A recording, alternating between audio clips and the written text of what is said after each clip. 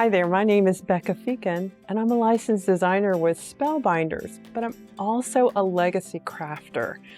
I believe in leaving your mark.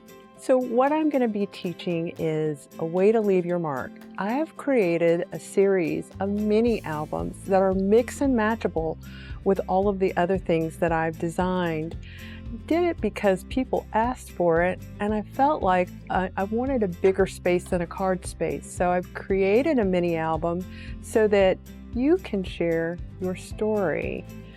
I'm going to be taking you through all of the steps from creating, picking your colors, to actually how to cut the pages, to gluing the pages, putting the pages in a spine, and then adding embellishments and adding pockets.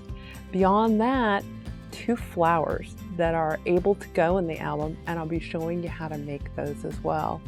I think it's a lot to inspire you, and I hope that you'll give it a try so you'll have some place to put your memories, whether it's journaling or pictures or you're sending it off for a giving event. Thanks for watching. If you like this video and want to see more from Scrapbook.com, please share, like, subscribe, and leave a message. Happiness is life handmade.